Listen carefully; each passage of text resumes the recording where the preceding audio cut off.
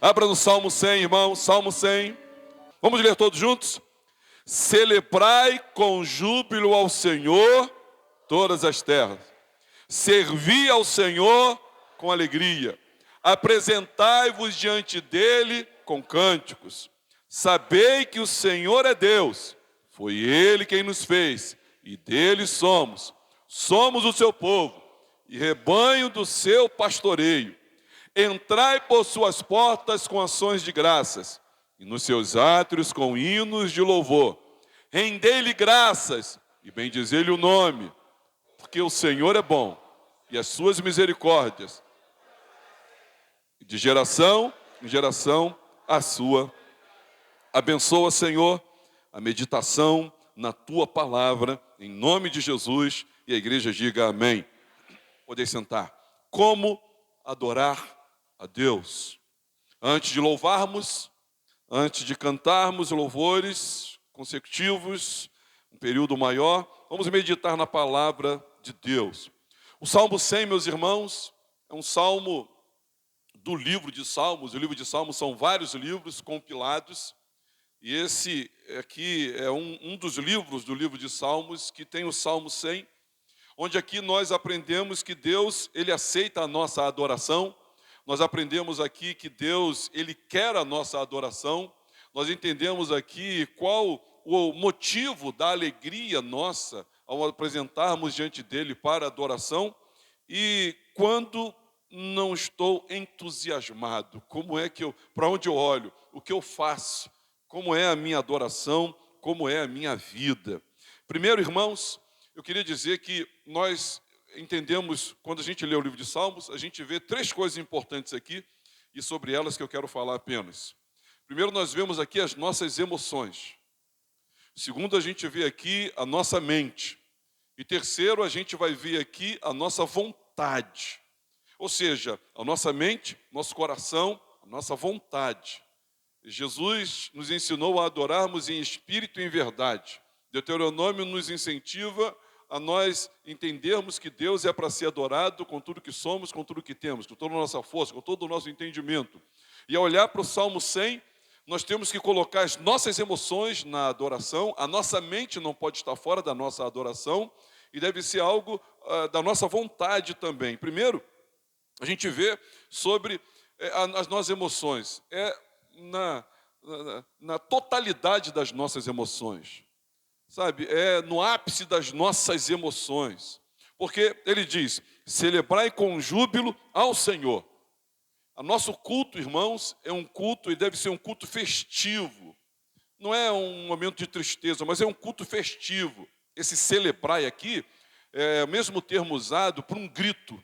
Um grito. Eu não sei se você já gritou, se você sabe gritar, mas é um grito de alegria. A alegria é a tônica da nossa vida com Deus, a alegria é a tônica do nosso culto, a alegria é a tônica do nosso louvor, da nossa adoração.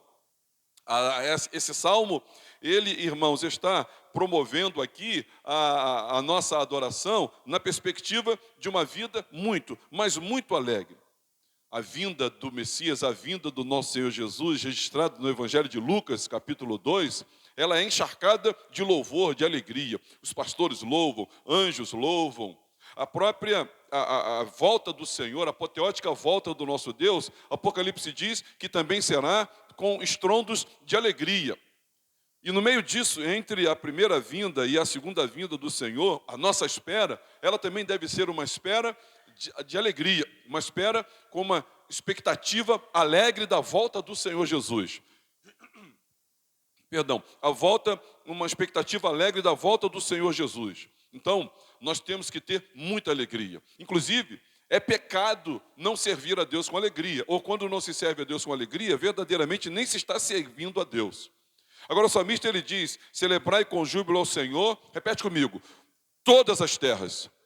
Todas as terras, ou seja, na totalidade das nossas emoções, porque isso deve ter um alcance planetário, mundial, todas as nações, inclusive essa santa convocação, esse santo mandamento, essa santa ordem para toda a nossa vida, todas as nossas emoções de toda a terra, é um convite também Porque, irmãos, onde não há adoração, deve haver missão. Você pode repetir comigo? Onde não há adoração, deve haver missão. Se na sua rua nem todos ali adoram a Deus, precisa de missão. Missão evangelística, missão do testemunho, missão da evangelização. Se você pegar o mapa mundial, pastor, aonde a igreja precisa ir? Olhe para o mapa e veja onde não há adoração. Pastor, do que minha família precisa? A sua família precisa adorar a Deus. Então abra, né, a página da sua árvore genealógica e das vertentes, né, dessa sua família e diz, qual é a casa, qual é o parente meu onde não há adoração? Adoração ao único Deus, Senhor e Salvador, Pai do nosso Senhor e Salvador Jesus Cristo. Aonde não há adoração, tem que ter missão. Tem que ter evangelização onde não há adoração. Ou seja, esse termo, todas as terras, ele compreende todas as culturas, todas as épocas, e em todos os cenários é necessário que nós atendamos a esse chamado, a essa convocação, a esse mandamento de Deus para a adoração. Na totalidade das nossas emoções, na perspectiva de uma exultante alegria, de uma alegria, como diz Abacuque, né? Que os seus pés saltavam de alegria. Nós precisamos celebrar com muita alegria. Nós precisamos entender que isso é competência, isso é um chamado para todo morador, todo ser que respira deve louvar ao Senhor. Ainda, celebrai com júbilo ao Senhor todas as terras. Repete comigo. Servir ao Senhor com alegria. Ou seja, o culto, o texto diz, né, servir ao Senhor. Celebrar, servir ao Senhor com alegria. O que você está fazendo? Pastor, o que eu estou fazendo hoje aqui? Você está servindo a Deus. Você serve a Deus quando você o adora. Você serve a Deus quando você canta enaltecendo, glorificando, reconhecendo, magnificando, glorificando o nome dEle. Ou seja, o culto é um serviço alegre ao Senhor. Mas não é permitido que não haja alegria. Não é permitido. É proibido comparecer diante do Senhor sem alegria. Por mais que tenhamos algumas tristezas circunstanciais, históricas, humanas, finitas, que doam e tentem destruir a nossa alma. Não, nós não adoramos na perspectiva, na influência de nada disso. Os irmãos conhecem a palavra de Deus e sabem o quanto tantos irmãos nossos sujeitos aos mesmos sentimentos também de carne, osso e sangue, que no auge, no olho do furacão dos seus sofrimentos, ali adoravam a Deus. Ali se alegravam em Deus. O próprio Jó, né, um exemplo flagrante disso, nos serve como modelo, paradigma, que quando açoitado pelos desfavores, né, em acordo por uma autorização de Deus, permitiu que Satanás investisse contra a vida dele, ele perdera seus 10 filhos e tudo que possuía, e mesmo assim, ainda assim adoeceu. Não faltou adoração ali, não faltou louvor ali. O próprio Abraão, que é nosso pai na fé, diz, Paulo, autor de Gálatas, ele fala que Abraão, ele quando ofereceu o seu sacrifício, que era o próprio filho a Deus, foi justificado, e ele, no momento triste, ele misturou tristeza com louvor e sacrifício, ele foi alegre sacrificar o filho dele, mas ao mesmo tempo ele estava triste pelas circunstâncias, mas não deixou de ter a alegria de servir a Deus, mesmo ao preço do próprio filho. Outros hebreus facilitam, dizendo que ele cria que Deus o devolveria. Mas, irmãos, nós servimos a Deus no culto, e só é serviço quando com alegria, entusiasmados, alegres. E essa emoção, agora preste atenção, essa emoção, porque eu não recomendo o culto sentimentalista, emoções destituídas, esvaziadas de entendimento, de conhecimento. Não é isso. Eu participei uma vez de um culto, né, entre pastores, e o que estava dirigindo disse assim, olha, tem muita emoção aqui, tem muita emoção e pouca razão. Então você volta para casa, a emoção passa e você volta para casa vazio, e aquilo que sentiu ali, e isso não tem efeito, nem consequência, nem desdobramento nenhum na vida de ninguém. Não. Quem compreende Deus de fato, né, não consegue comparecer diante dele triste, mas é com alegria. Então, celebrai com júbilo, vamos ler juntos? Vamos repetir isso? Celebrai com júbilo ao Senhor, todas as terras, servir ao Senhor com alegria. Está falando aqui das nossas emoções. Agora, não somente emoções, mas ele também fala da nossa mente. Ele diz: sabei que o Senhor é Deus. Eu tenho que saber. É o cognitivo, é a mente, é o conhecimento. Eu tenho que saber. Sabei que o Senhor é Deus. Foi Ele quem nos fez e dele somos. O culto é resultado do entendimento de quem Deus é. Você sabe quem Deus é? O culto é resultado desse entendimento. É adoração inteligente. Nós temos, irmãos, que olhar para isso e saber que o conhecimento é a mãe da obediência. Quando nós conhecemos, nós obedecemos. E o chamado aqui é para ser obedecido. Nós devemos saber por que nós oramos, a quem nós adoramos, quem é a pessoa que nós adoramos, como é.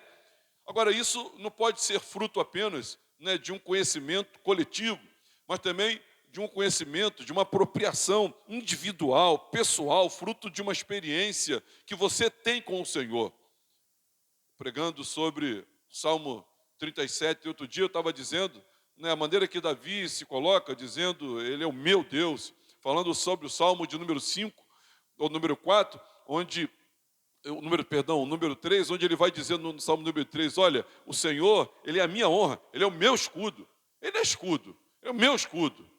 Ele é a honra, Ele é a minha honra. Então, é uma experiência pessoal que eu e você precisamos ter, e isso tem, sabe, todo o seu valor, toda a sua aplicação. Isso tem que ser na totalidade das nossas mentes. O culto é resultado do entendimento de quem Deus é. Se você perceber, o salmista, ele diz que Deus é Senhor, Ele é Deus, Ele é Criador, Ele é dono, Ele é pastor. Vamos ver aqui que Ele é nosso? Ele é o quê? Senhor, Deus, Criador, dono e pastor. Esse é o nosso Deus. Ele é Senhor, Ele é Senhora, Ele manda. Tem que consultar Ele. O que você vai fazer hoje? Hoje é domingo. O domingo não é teu, é dele. E na segunda, o que você vai fazer é dele. Ele é dono do seu tempo, Ele é dono da sua vida. Você pede autorização a Deus, você se levanta e fala com Deus, você prepara a sua mente de manhã para enfrentar o mundo servindo a Deus nas ações e nas reações. Ele é Senhor, Ele é Deus, Ele é Criador, Ele é Deus que habita em luz inacessível, Ele transcende, Ele não está ligado à criação, Ele criou-nos, Ele não é uma extensão daquilo que Ele criou, Ele nos criou e criou tudo que há. Ele é o Criador, Ele é o dono, proprietário, Ele é pastor. Mas eu quero falar sobre isso já mais um pouquinho. Ainda, o culto é resultado do entendimento de quem Deus é. Sabe quem Deus é, meus irmãos? Deus é bom. Repete comigo, Deus é bom. Quem já provou disso aí, diga glória a Deus. Não só a mente, não só o coração, mas ambos. Ambos precisam se alegrar, as emoções na totalidade, sabe, no ápice das nossas emoções, na totalidade da nossa mente, nós temos que cantar louvores, adorar a Deus. Olha, cantar louvores a Deus é uma das coisas que você pode fazer na adoração. Mas a adoração é muito mais do que canção. Adorar a Deus não é só cantar. Não, adorar a Deus é uma vida temerosa, despojada, entregue, reverente, devota a Ele. Nós o adoramos quando colocamos em primeiro lugar nas nossas atitudes, decisões. Nós o adoramos quando nós damos a Ele o nosso melhor. Não somente a nossa canção, que é fruto do lábio daqueles que confessam o Senhor, mas a nossa obediência, o nosso desejo de tê-lo, de possuí-lo, dele nos alimentarmos. Deus é bom, Deus é misericordioso. Agora, o texto vai dizer, irmãos, que o culto é resultado do entendimento do que Deus fez. Pastor, o que Deus fez? Deus nos criou. Fala para o teu vizinho, você foi criado por Deus. Vamos pedir aqui, olha, Lucas mencionando aqui no capítulo 17, acho que você consegue dali. Ele diz, eu peguei o texto no meio do caminho, mas dá para entender a proposta. Diz assim, ó, nem é servido por mãos humanas, como se de alguma coisa precisasse, pois Ele mesmo é quem a todos dá vida. Respirar e tudo mais. De um só fez toda a raça humana para habitar sobre toda a face da terra, havendo fixado os tempos previamente estabelecidos e os limites da sua habitação, para buscarem a Deus, se porventura, tateando, possam achar. Bem que não está longe de cada um de nós, pois nele vivemos e nos movemos e existimos, como alguns dos vossos poetas têm dito, porque dele também somos geração. Meus irmãos, O culto é resultado da gente saber. Todo mundo aqui dentro tem que saber. Todo mundo que louva, adora a Deus tem que saber. Saber o quê? Saber o que Ele fez. O que Ele fez? Ele nos criou. Ele nos criou. Nós temos aí teorias de Darwin, teoria Big Bang, nós temos teoria da evolução, né, do ser humano. Deus nos criou. Nós somos criatura de Deus. Gênesis, capítulo 1, 2, ele não está narrando ali uma historinha, não é uma analogia. Deus nos criou. Nós somos criaturas de Deus. Nós fomos formados por Deus. E Ele nos criou a sua imagem e semelhança. Ele não nos criou como criou o passarinho ou o macaco. Ele nos criou a sua imagem, a sua semelhança. Ele comunicou a nós o seu caráter. Ele nos comunicou o seu espírito. Ele comunicou a sua essência a cada um de nós. Para que, tendo nós sido criados à imagem e semelhança de Deus, o tal do Imago Dei, nós com Ele nos relacionamos, para Ele vivemos e nele nós subsistimos. Então Ele nos criou a sua imagem e a sua semelhança. Diga glória a Deus por isso.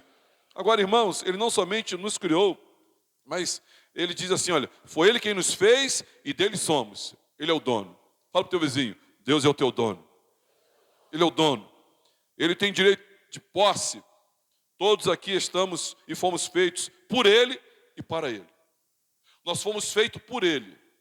Olha, boa parte da humanidade, ainda que não creiam em Jesus, creem num determinado Deus que criou todas as coisas.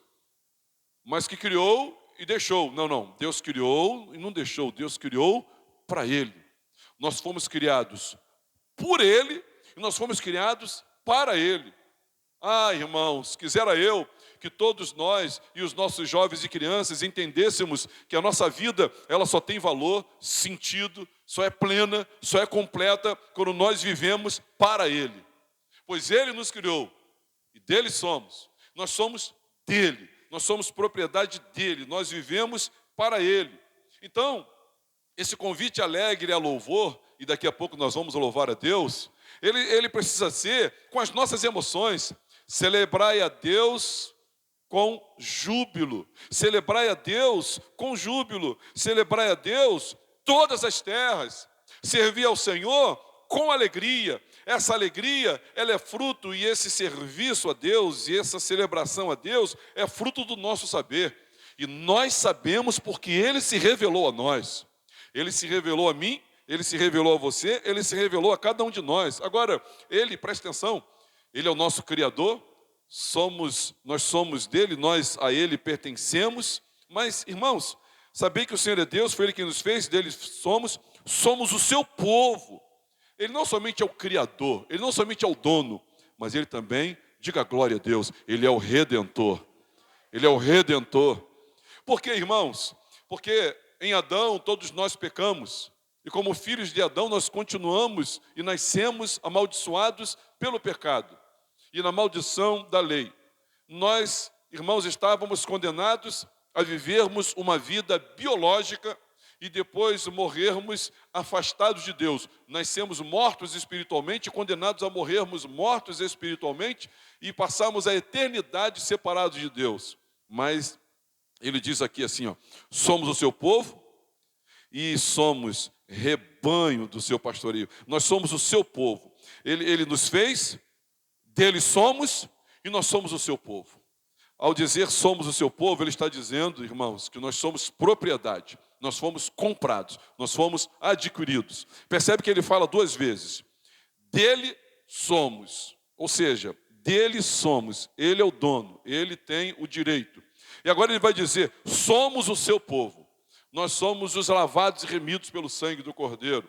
Os apóstolos, ao olharem para o Salmo 100, eles entenderam que Deus estava falando nas perspectivas diversas de propriedade. Onde aqui ele diz que é o nosso Redentor, mas ele diz aqui que ele é o nosso pastor. Somos o seu povo e rebanho do seu pastoreio. No Evangelho de João, no capítulo 10, Jesus vai falar que ele é o bom pastor. E aqui, irmãos, ele está dizendo para nós que ele nos criou, nos remiu, nos preserva, nos sustenta, nos protege, nos fortalece. Não é isso que o pastor faz com as ovelhas? Ele protege as ovelhas. Qual a função do pastor? Proteger as ovelhas. Qual a função do pastor? Alimentar as ovelhas. Qual a função do pastor? Guiar as ovelhas. Proteger, alimentar, guiar. Proteger, alimentar, guiar. Proteger, alimentar, guiar. Proteger. E o nosso Deus, sabe o que Ele faz com a sua vida? Sabe a quem você vai louvar daqui a pouco? Você vai louvar o seu dono. Sabe quem você vai louvar daqui a pouco? Você vai louvar aquele que te criou. Você vai louvar aquele que te libertou. Ele é o Redentor. Você vai louvar aquele que é o seu pastor. Ele protege você, ele guia você e ele alimenta você. Diga glória a Deus por isso. Bendito seja o nome do Senhor. Na totalidade das nossas mentes, porque o culto é resultado do entendimento de como Deus age. E o texto vai dizer, porque o Senhor é bom. Repete, porque o Senhor é bom. Porque o Senhor é bom.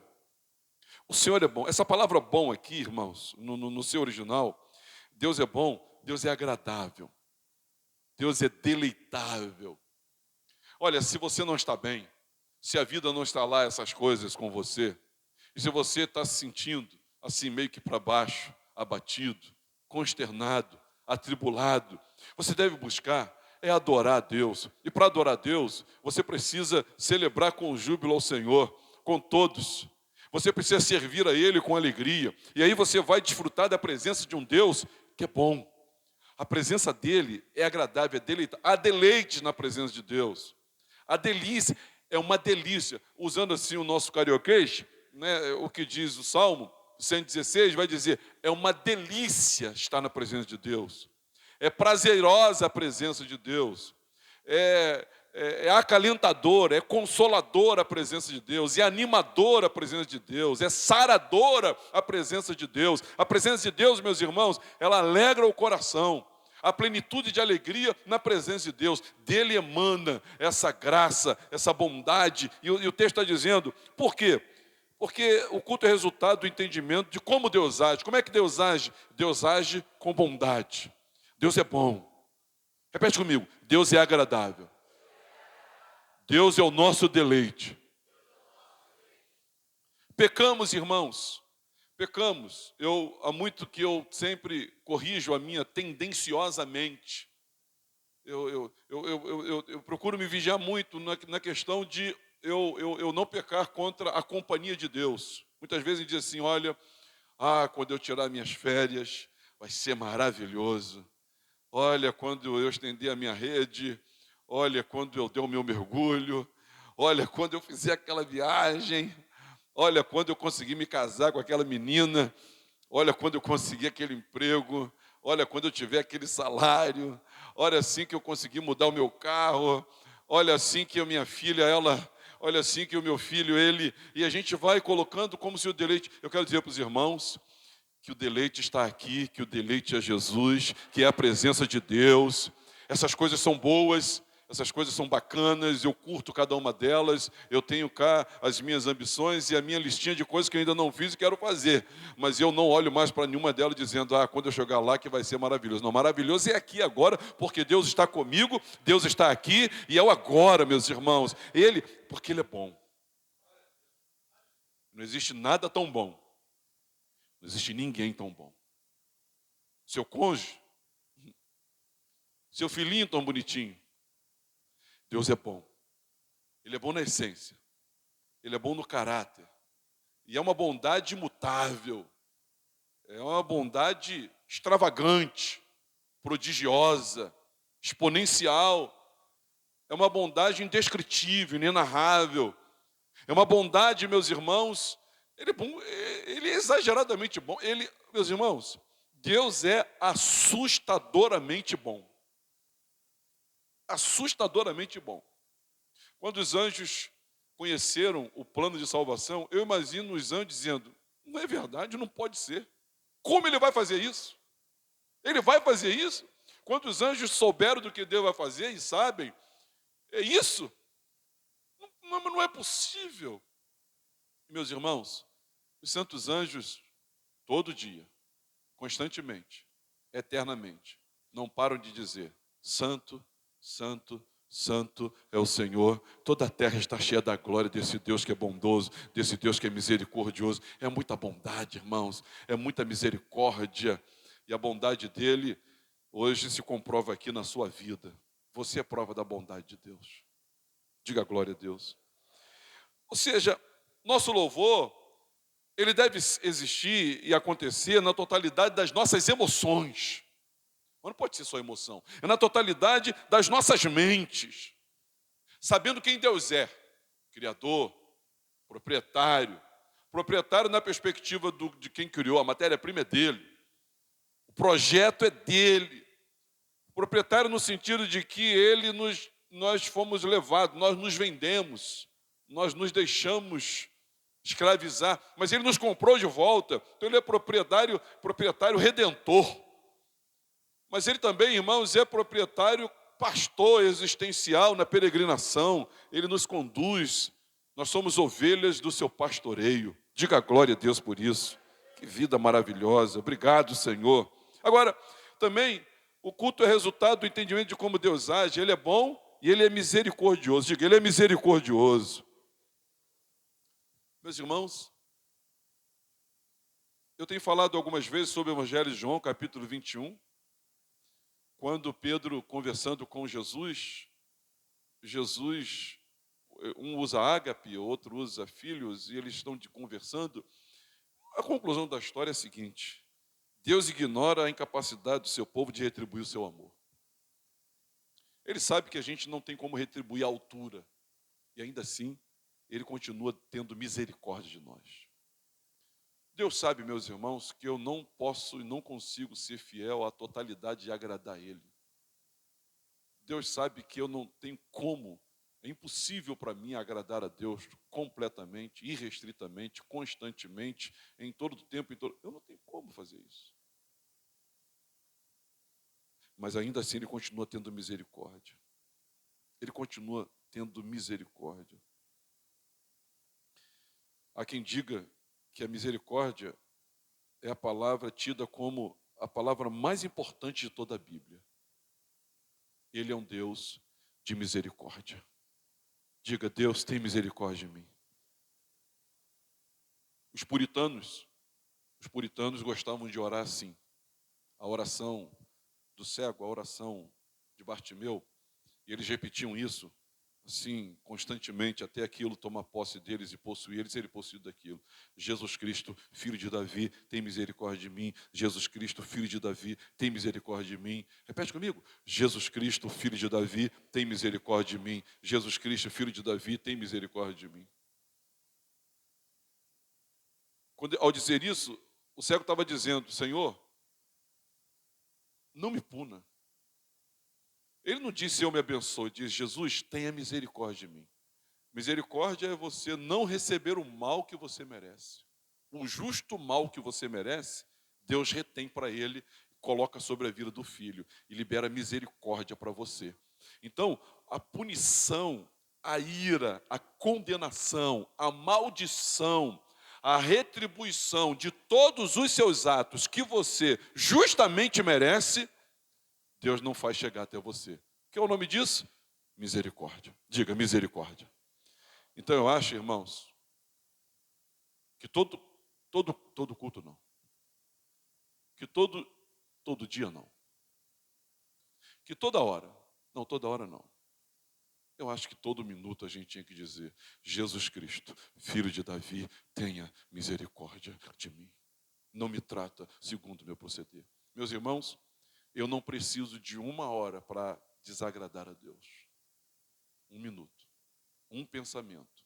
Se Deus pegar 10 segundos da minha vida e dizer, eu vou te tratar segundo esses 10 segundos aí agora. Irmão, estou frito. Não preciso de uma hora. 10 segundos. Uma reação pecaminosa, uma ira, uma cobiça, uma impureza, um dolo. Eu não preciso de uma hora. Então, eu acho que, segundo após segundo, nós tínhamos que dizer, Jesus Cristo, filho de Davi, tem misericórdia de mim. Só que o nosso Deus, irmãos, a misericórdia dele, ele não é só misericordioso.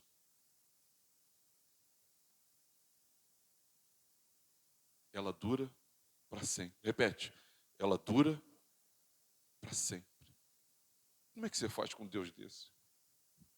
O que você dá para um Deus desse? Ele não é só misericordioso, mas ela dura para sempre.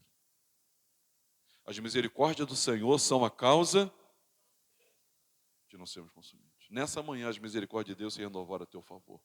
Ele não é só misericordioso, ele é completamente misericordioso. Ele é todo misericordioso. Ele está vestido de misericórdia, de justiça, de graça, de bondade, de santidade, de amor, e dura para sempre. Que Deus é esse, meus irmãos? Eu quero dizer que Deus não cabe em mim. Deus não cabe nessa igreja.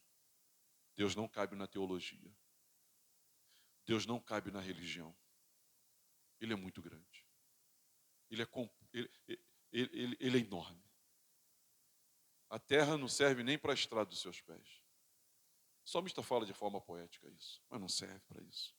Porque Deus é muito bom. Pensa na sua vida. Pensa se Deus retribuísse todos os atos errados da sua vida. E a maioria dele... Lembra o teu irmão, a maioria são errados, tá?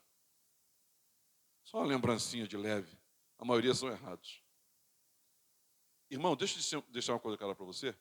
Para quem conhece o Evangelho vai me entender. Até quando você faz a coisa certa, está fazendo errado. Que é isso, pastor? Mas eu fiz tão certinho. Não, mas quais foram as motivações que você fez isso? Porque Deus, até quando a gente faz a coisa certa, a gente está fazendo a coisa errada. Porque Deus só não olha a coisa certa.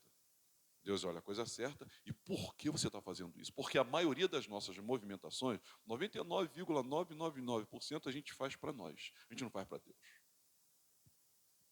Pastor, estou aqui levando a minha vida direitinho. Você está porque você quer se dar bem, pô. Eu quero ver quando tudo der errado na sua vida, está tudo ruim, continuar dando errado, você saber que vai continuar dando errado e você continuar firme, fazendo o que você faz. Eu quero ver quando Deus se cala completamente, não diz nem A nem B, e você tem que tocar a vida na perspectiva da eternidade, sabendo que Ele é fiel e um dia se levantará como Redentor na sua vida. Mas, por enquanto, atura aí que vai dar tudo errado. Você continua firme? Até quando a gente faz a coisa certa, a gente está fazendo errado. Mas ainda assim, Deus é bom. E as suas misericórdias? Elas? Tudo para sempre. Não existe. Não existe. Agora, Ele não é só bom, Ele não é só misericordioso, Ele é fiel. Repete, Deus é fiel. De geração em geração, Ele continua mantendo as suas promessas por gerações, sem favoritismo. Cada geração que se levanta, Deus derrama graça, bondade, misericórdia. Outra geração se levanta, o Espírito Santo sopra, o Evangelho é anunciado. Outra geração se levanta, o Espírito Santo sopra, o Evangelho é anunciado, a Bíblia chega ali. Outra geração e a igreja. Meus irmãos, Deus é fiel, de geração em geração. Ele é fiel. Ele não muda. Nele não há sombra, nem variação de mudança. Ele é o mesmo. O mesmo que se compadeceu com um casamento, que acabaram o vinho, Ele multiplica. Ele continua se importando. Para revelar o seu caráter e a sua pessoa, Ele continua se importando. É o mesmo que no Evangelho de João, capítulo 2, transformou vinho, no Evangelho de João, capítulo 3, Ele se importa com Nicodemos, um homem que se achava, mas que não era nada. É o mesmo que no Evangelho de João, capítulo 4, Ele se encontra com uma mulher sedenta, né, por ser importante na vida de alguém, agarrando vários homens. Ele se importa. Ele se importa. Deus, Ele continua fiel, de geração em geração. Ele continua chorando. Ele continua se compadecendo. Ele continua visitando. Ele continua condescendente. Ele continua. E olha, irmãos, que Deus maravilhoso. Nossos filhos vão ver essa misericórdia, essa bondade. Nossos netos. Eu não sei como é que vai estar o mundo, mas nossos netos vão ver a nossa bondade, a misericórdia de Deus. Nossos bisnetos, eles vão ver também. Meus irmãos, tataranetos, eles vão ver também. De geração, até que volte, até que as bodas cheguem, até que a 7ª trombeta toque, de geração em geração. Ele se mantém fiel. Diga a glória a Deus. Ele é fiel. Nós te amamos, Senhor. Portanto, amados irmãos, na totalidade das nossas emoções, na totalidade da nossa mente. Agora, preste atenção, quando eu coaduno quando eu equilibro, quando eu sintonizo a minha mente e o meu coração. Minha mente sabe, meu coração se entrega, então a minha vontade age.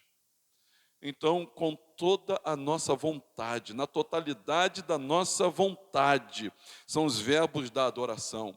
E nós somos convidados a celebrar. Pastor, eu queria que o senhor me desse uma aula de como eu me torno um cristão, um servo de Deus na minha vida. Então eu vou dizer para você o que você tem que fazer. Você tem que celebrar.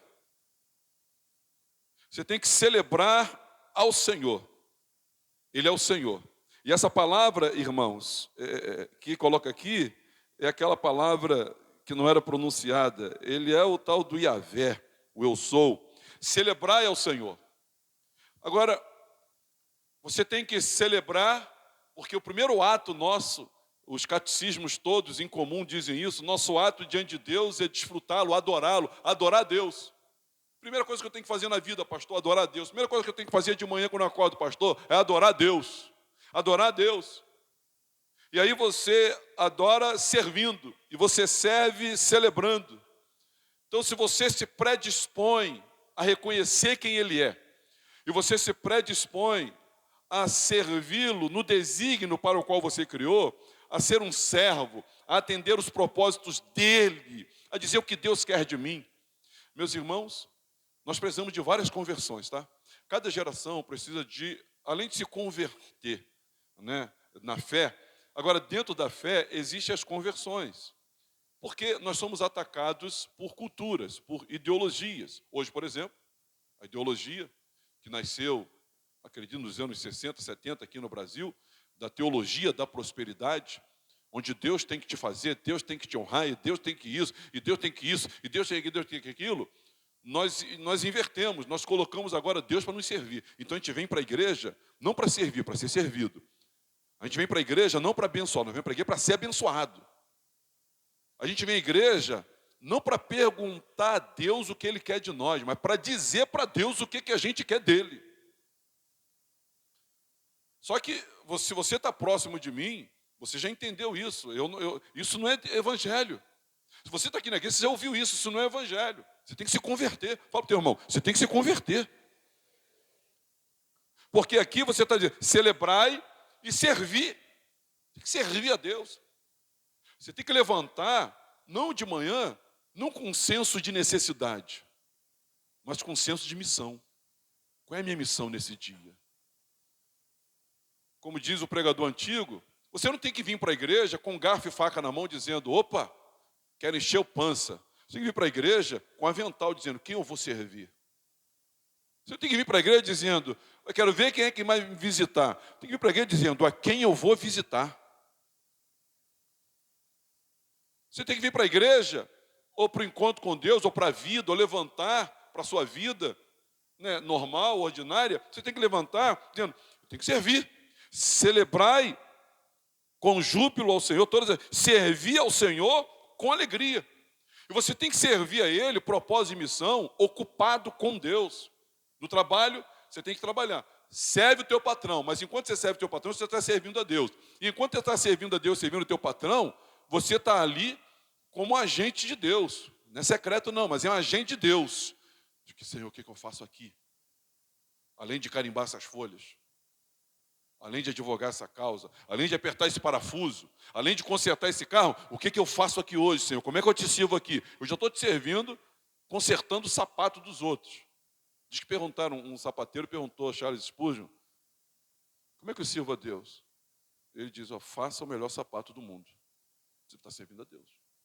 Então, na tua função, seja o melhor na sua função, você está servindo a Deus. Mas enquanto na sua função você serve a Deus, servindo ao seu patrão, Senhor, eu estou ligado, o que tem mais para fazer aqui? Porque aqui já entrou no automático. Aqui eu já carimbo, já assino, já clico, já digito, eu estou no automático. O que eu tenho? O que o senhor quer? Porque o texto está dizendo, celebrar com júbilo ao Senhor, servir, e você tem que fazer isso alegre. No trabalho, alegre. Em casa, alegre. Amém, meus irmãos? Alegre. Eu me lembro da refugiada da Síria, que foi levado e caiu na casa de Naamã.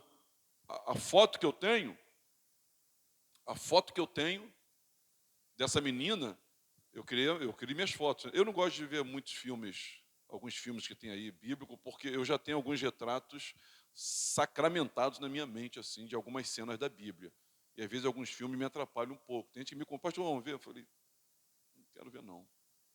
A não ser, porque no original não consegue fazer. Então, eu montei muitos.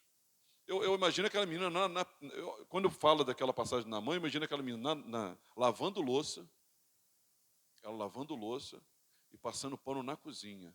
E na mãe dizendo assim, poxa, não tem solução para mim.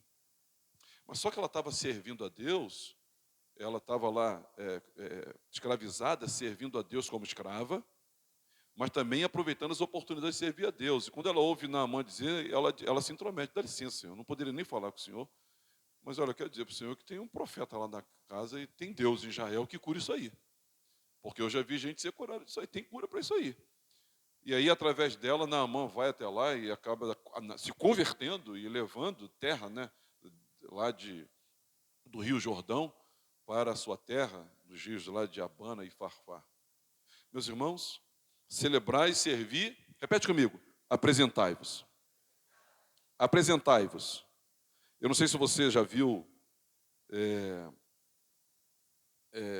desfile militar, quando o coronel ou o capitão, ele vai passar, né, em revista, e eles estão se apresentando.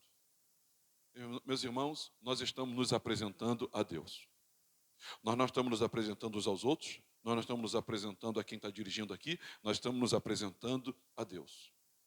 Nós estamos nos colocando disponíveis. Nós estamos nos colocando à mercê. Nós estamos nos colocando em prontidão. Nós estamos nos colocando atenciosos. A palavra do Senhor vai dizer que os olhos dos servos estão fitos nas mãos do seu Senhor. Um movimento de Deus, você corre e já faz, e já o serve, e já o ajuda. Uma frase comum que a gente ouve é, olha, procure descobrir o que Deus está fazendo e coopere com isso. Quem quer ter uma vida de sucesso aqui, diga amém. Procure saber o que Deus está fazendo e coopere com isso. Apresentai-vos, o texto diz aqui, olha, apresentai-vos diante dele. Nós estamos diante do Senhor. Nós estamos diante do Senhor. Meus irmãos, eu quando dirijo louvor, e acho que nem deveria dirigir, tem gente que faz melhor do que eu, mas quando dirijo louvor, eu evito olhar para algumas pessoas, que parece um poste, que parece que foi engessado. Não sabem. Repete comigo, eles não sabem. Quando é ímpio, a gente entende. Mas quando está na igreja, já ouviu pregação, então tem alguma coisa muito errada. Porque não sabe. Porque quando se sabe, apresentai-vos diante dele. Sabei. Então, nós celebramos, nós servimos, nós apresentamos. Agora, nós precisamos de mais intimidade. Fala para o teu vizinho, você precisa ser mais íntimo de Deus. Você celebra, você serve, você se apresenta, mas você tem que entrar. Entrar. O texto vai dizer assim, olha, entrai por suas portas com ações de graças, nos seus átrios com hinos de louvor. Você tem que entrar. Você não é só um soldado que vive servindo ou um serviçal distante. Você é um sacerdote adorador. Você tem que entrar. Mas para entrar, você tem que saber. Olha o texto. Antes de entrar, você tem que saber. E antes de entrar, você tem que saber. Antes de render, você tem que entrar. Porque, presta atenção, render, bem dizer, é depois de ter entrado. E para entrar, tem que saber. E para saber, tem que se apresentar como um servo, servindo a ele com alegria. Então você começa a celebrar, e aí você, celebrando, você serve, e aí você tem que fazer isso com alegria, e aí você se apresenta diante dele, adorando, celebrando, servindo, com alegria, sabendo que todo mundo tem que fazer isso, e você é apenas mais um de todos que tem que fazer isso. E aí você começa a se aprofundar nessa questão de servi-lo, apresentando, e aí você começa a querer saber, eu quero entender, eu quero conhecer. E aí quando você sabe, conhece, você quer intimidade. Quem sabe quer entrar, quem sabe quer intimidade, Quem sabe como é bom, quem já provou quer provar mais, quem já mergulhou quer mergulhar mais, quem já alçou altos voos quer voar mais alto ainda. E aí, quando nós fazemos isso, sabemos, a gente quer entrar. E quando a gente entra, a gente rende. E o texto vai dizer assim, irmãos: entrai por suas portas com ações de graças, nos seus átrios com hinos de louvor, rendei-lhe graças e bendizei-lhe o nome. Jesus disse assim, olha, vós orareis assim: Pai nosso que estás nos céus, santificado seja o vosso nome. O nome que foi colocado acima de todo nome. Bendizer o nome de Deus. É um dos mandamentos. Não usar o nome do Senhor nosso Deus em vão. Nós precisamos bendizer o nome do Senhor. Render e bendizer. Render graças. Render rendição. Reconhecimento. Dar tudo para Ele. Render graças. Quando a gente lê, irmãos, esse verso 3, a gente entende aqui a origem da humanidade, o destino da humanidade e o propósito da humanidade. Pastor, qual é a origem da humanidade? Deus. Qual o destino da humanidade? Deus. Deus lá e Deus cá. Deus lá como Criador. E Deus lá como Redentor, como glorificador. Lá como glorificador. E no meio, Ele é o nosso Redentor. O propósito de Deus é nos redimir. O propósito de Deus é de nos salvar. O propósito de Deus é de restaurar-nos, pastorear-nos, levar-nos aos pastos verdejantes. Quem está entendendo, diga amém. Meus irmãos, esse salmo está dizendo quem Deus é. Mas esse salmo, ele também fala quem nós somos. Quem é você? Talvez você tenha crise de identidade. Quem sou eu? Quem sou eu, pastor? O texto vai dizer assim: foi Ele quem nos fez. Você é criação de Deus. Dele somos. Você é propriedade do Senhor. E rebanho do seu pastoreio. Você é ovelha do Senhor. Vamos pedir Pedro uma contribuição? Pedro, contribua com a gente aqui, ó, 1 Pedro 2,9, olha o que ele diz para nós. Vamos ler juntos? Vós, porém, sois raça eleita, sacerdócio real, nação santa, povo de propriedade exclusiva de Deus, a fim de proclamar as virtudes daquele que vos chamou das trevas para a sua maravilhosa luz. Agora olha para essas palavras. Olha para essas palavras. Eleita é a raça. Real é o sacerdócio. Santa é a nação. Exclusiva é a propriedade.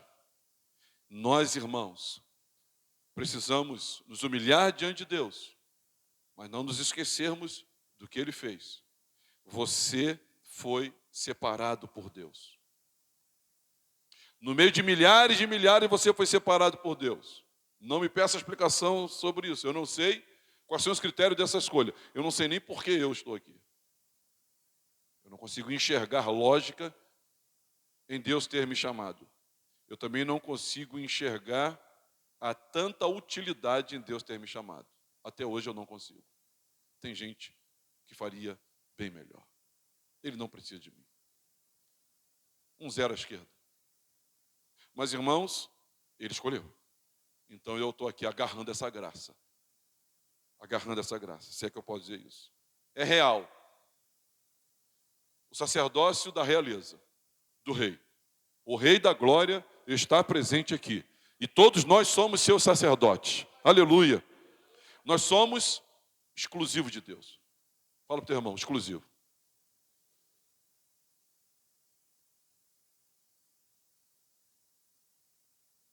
Meus irmãos, se alguém precisar de uma roupa minha, eu posso compartilhar com você.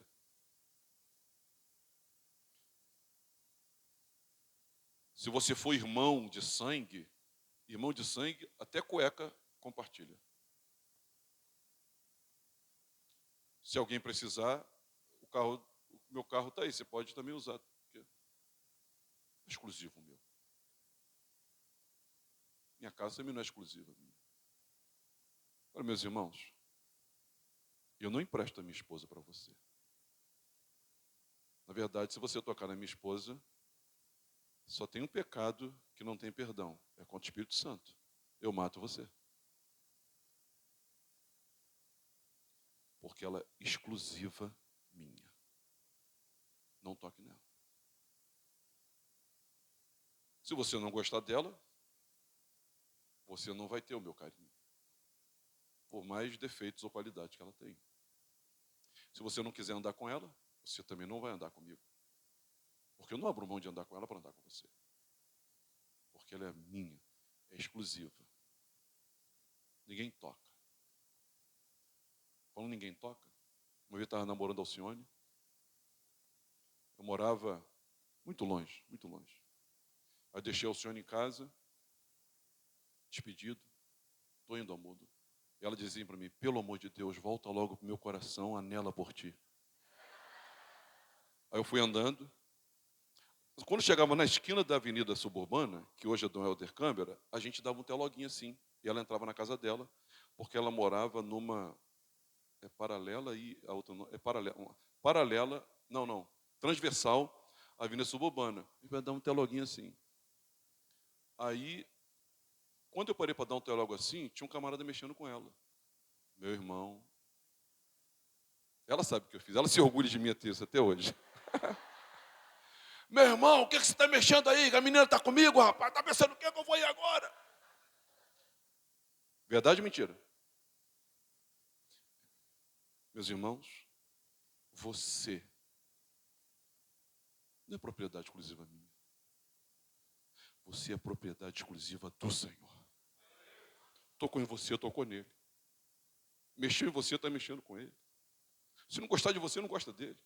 Se não quiser ficar no meio dos irmãos, não vai ficar com Deus, porque Deus está no meio dos irmãos. Porque os irmãos são propriedade exclusiva de Deus. E outra coisa também que eu não entendo, é que Deus tem o maior prazer e deleite em estar no nosso meio. A história bíblica é a história de um Deus pródigo, que teve que expulsar o homem do jardim, mas Deus vai arquitetando um plano para ficar no nosso meio, para ficar no nosso meio. Deus é incrível no empreendimento universal de ficar no nosso meio. Ele é incrível. Não dá para entender Deus. Não dá para entender Deus. Se alguém disser que entende Deus, não está falando do nosso Deus. Quando chega no livro do Êxodo, por exemplo, ele já começa a articular. Levanta Moisés, fala com Moisés, constrói o tabernáculo. Constrói e bota no meio. Você bota o átrio, o santo, o santíssimo lugar. Eu quero ficar no santíssimo lugar e bota todo mundo ao meu redor. Porque eu tenho o maior prazer de ficar no meio de vocês. Meus irmãos, nós somos propriedade exclusiva do Senhor. Entrai por suas portas com ações de graças. Cadê a porta? É aquela porta? É aquela porta? É aquela porta? Cadê os átrios? É aqui os átrios? Não. Paulo ajuda a gente sobre isso. 1 Timóteo, vamos ler? 1 Timóteo, capítulo 2, versículo 1. Para que, se eu tardar, fique ciente de como se deve proceder na casa de, que é a igreja do Deus vivo, coluna e baluarte da verdade. Entrai por suas portas com ações de graça e nos seus átrios com hinos de louvor. Deus não habita em templo feito por mãos humanas. Isso aqui não está falando do céu. Isso aqui está falando desse santo ajuntamento, onde houverem 2 ou mais reunidos, eu ali estarei presente. Ou seja, entrai por suas portas. Deus está na igreja, se manifesta na igreja. A igreja é o corpo dele, a igreja é a noiva dele, a igreja é o rebanho dele. A igreja é o edifício, pedras que se unem para a construção de um edifício para a habitação de Deus no Espírito. Diga glória a Deus por isso. Essa bondade, essa misericórdia, irmãos, é sobre nós hoje aqui. Por isso nós vamos cantar. Nós vamos cantar. Agora eu queria terminar dizendo que Salmo 100, eu olho para o Salmo 100 assim, ó. A melhor de todas as ordens. Repete comigo, celebrai. O mais bondoso decreto. Está fraco, vou repetir. A melhor de todas as ordens. O mais bondoso decreto. O mais privilegiado acesso. O melhor conhecimento do mundo. Entrai por suas portas Rendei-lhe graças, bendizei-lhe. Vamos ficar de pé. Vamos dar glória a Deus. Você pode deixar sua Bíblia, pode fechar seus olhos. Consegue celebrar a Deus com voz de júbilo. Consegue apresentar-se a Ele com cântico. Você pode cantar no seu lugar, dando glória a Deus, exaltando, bendizendo. Vamos glorificar o nome do Senhor. Aleluia. Dê a mão ao seu irmão. Dê a mão ao seu irmão. Vamos começar a exaltar, bendizer, glorificar, enaltecer. Aleluia. Levante a mão do seu irmão. Senhor Deus e Pai, nós damos a Ti toda a honra. Você que está aí atrás, exalte, glorifique, enalteça. Você que está aqui na frente, juntos vamos exaltar, vamos glorificar o nome do Senhor. Ser exaltado, Senhor. Ser bendito, Senhor. Ser enaltecido, ó Deus. Nós Te adoramos, nós Te bendizemos, nós reconhecemos. Nós queremos hoje aqui, Senhor, celebrar. Nós queremos Te servir. Nós estamos nos apresentando.